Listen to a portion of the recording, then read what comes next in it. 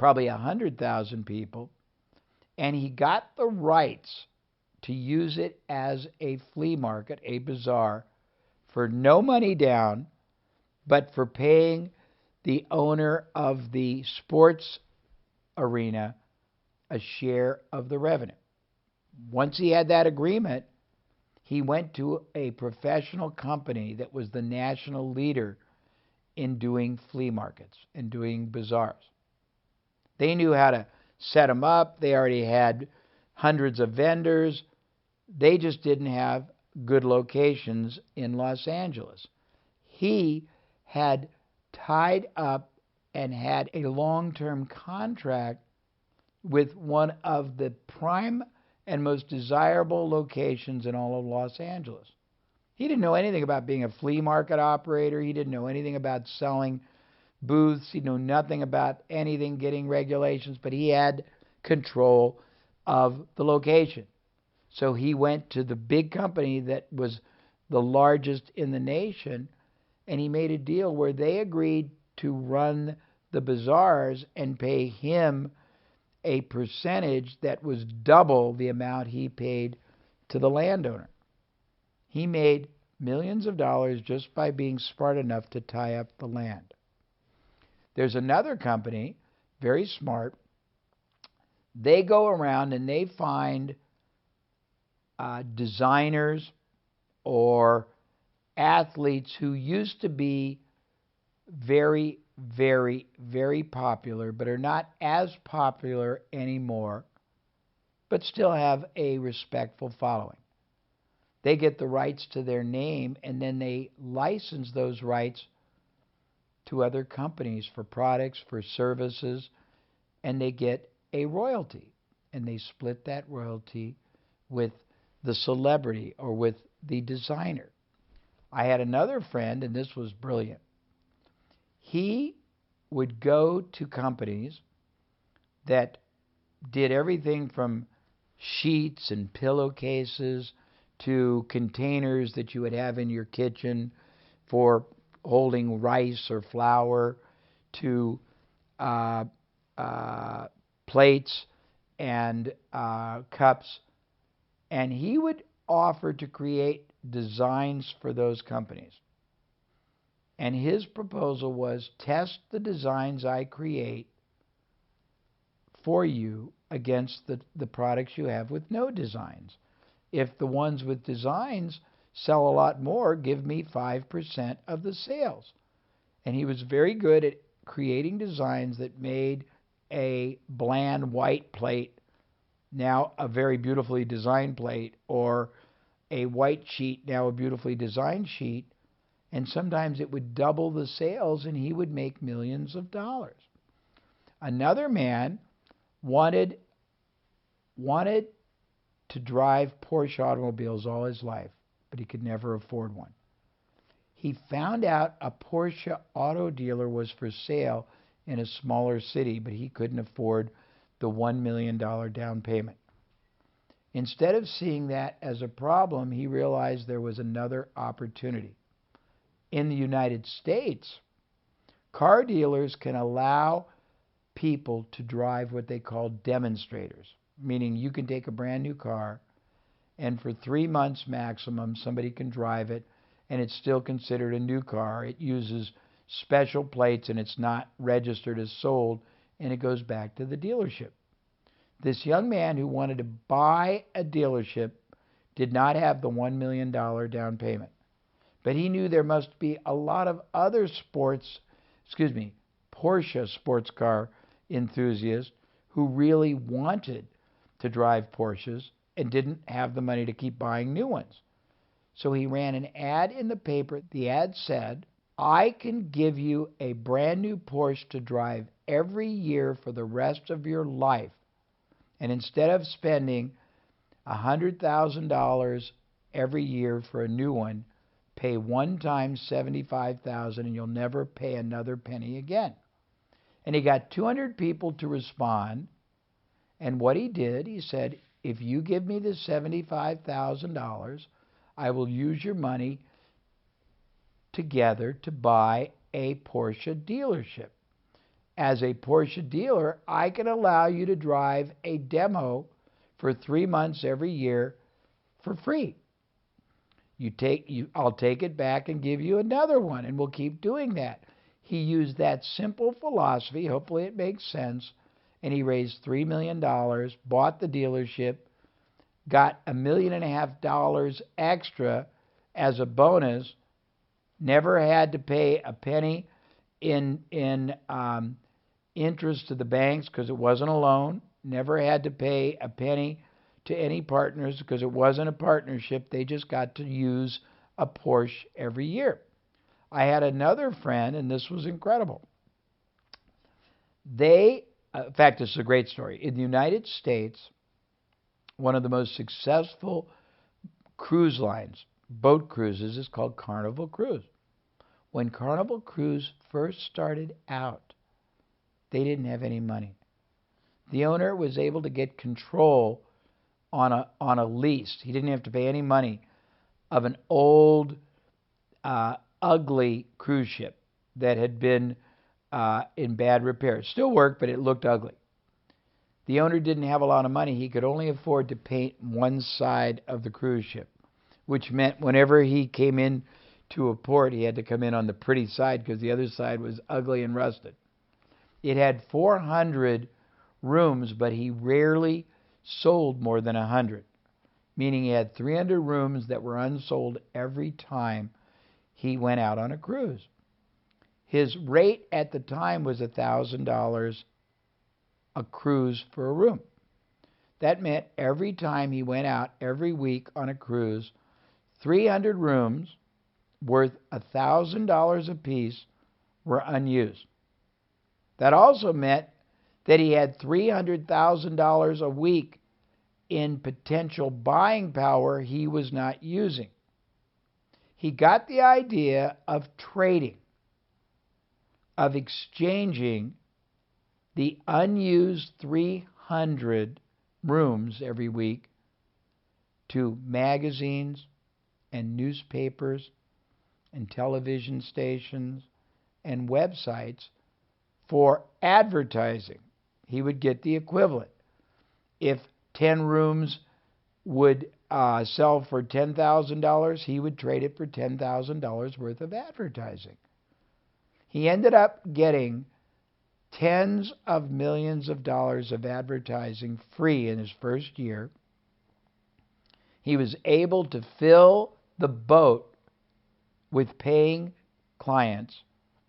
He was able to buy new boats, and from that strategy, he built a multi-billion-dollar company. A multi-billion-dollar company. I have helped people buy their employer without putting up a dime.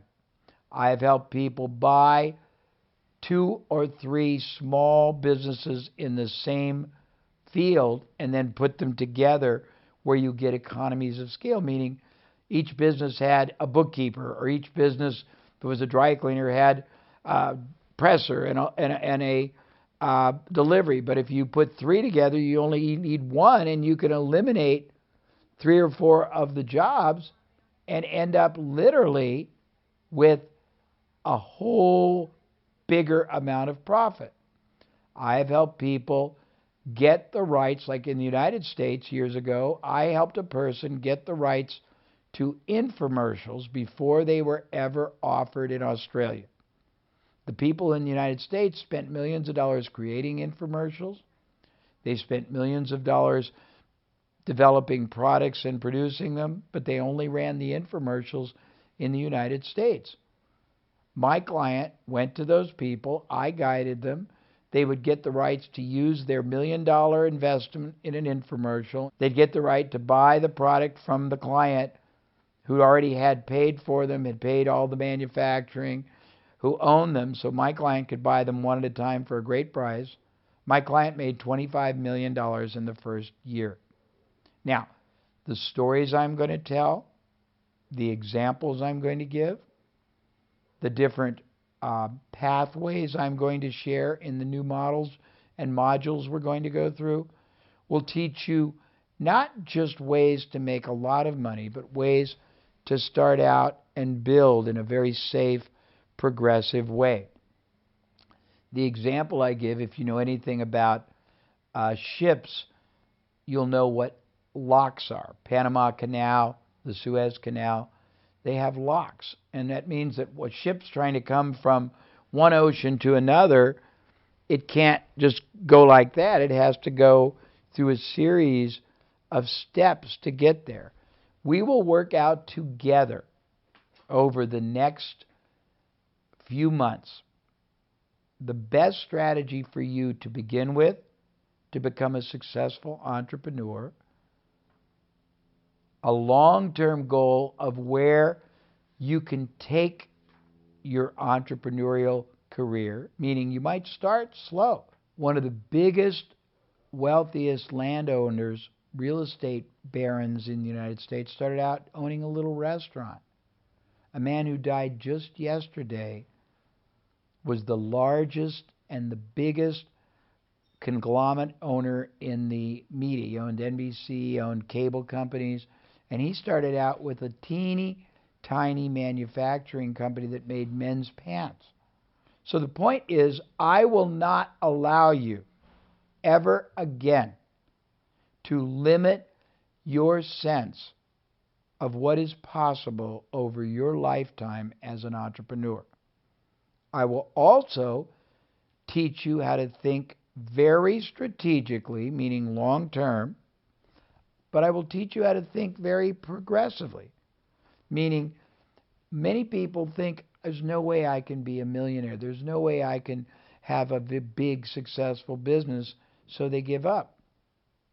There are absolutely safe, absolutely success-proven ways to start with one strategy or one business or one activity and either multiply it or use it to grow and gain lots of other ones. You will learn how to accurately and effectively determine what I call the optimal, the best, the maximum profit destiny path for you, which means each person is unique and different. You will see that you have all these options, and we will evaluate together the benefits, the advantages, the disadvantages, the ease or the complexities, so that together we will build you your own unique entrepreneurial business success plan. The plan will not be abstract.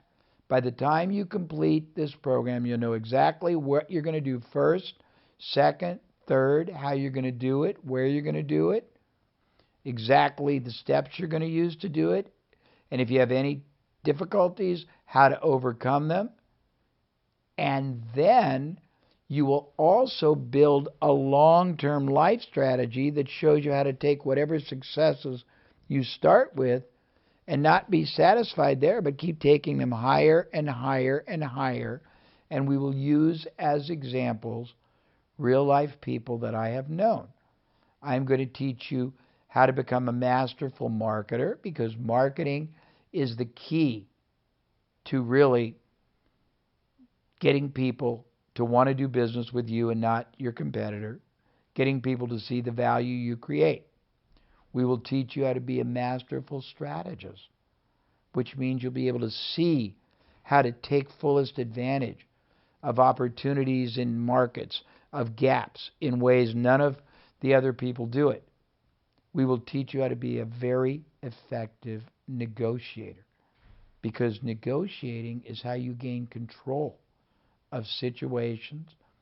We will teach you how to communicate your value in such a powerful way that other companies, other organizations, other key influencers, the media will all want to do business with you without you having to come up with any capital. We'll teach you to add profit centers to other businesses. We will teach you how to find the exact business today that will get you started and get you financially stable. Then we will teach you how to use that business to springboard you to far greater financial success and security. Then we will teach you how to grow your business by developing talent.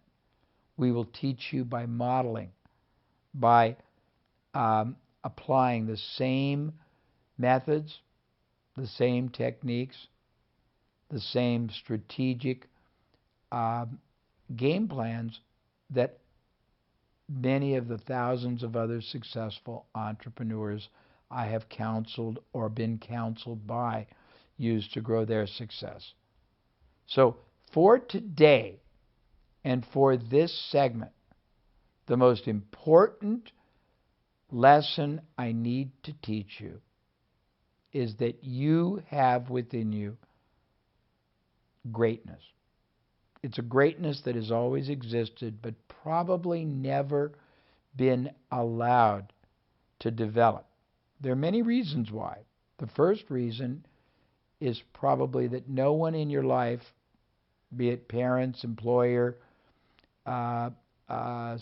professors at school, teachers, ministers, or priests, no one ever knew how to show you what greatness should look like. And by that I mean there's two ways greatness should be seen. One is how differently you think in your mind, how differently you conduct yourself to others, how differently you look at situations. The other is how more powerfully you communicate and you connect in all of your activities or dealings. By the way, you have the ability immediately to achieve greatness in many elements of your life. First, you can start building your greatness and multiplying it as an entrepreneur. But perhaps before that, you want to develop your greatness as a human being so you can have greater character, greater passion, greater compassion, greater appreciation of others and of yourself. You might want to grow your greatness as a husband, wife if you're married, fiance if you're engaged, boyfriend, girlfriend if you've got a boyfriend or girlfriend, or just friend.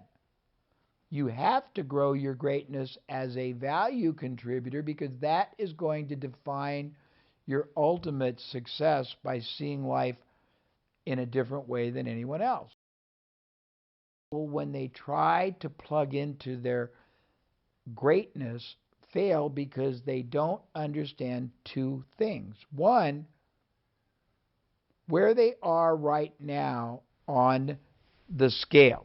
If this is greatness as an entrepreneur and you're here, you can't be depressed. You have to be excited because you have all this more growth to achieve, and with each level of growth, you have an exponential level of reward and success. But you have to figure out where you are in every category. If it's entrepreneurial greatness you're after, if you're here and you have to go here, you can't do it in one step.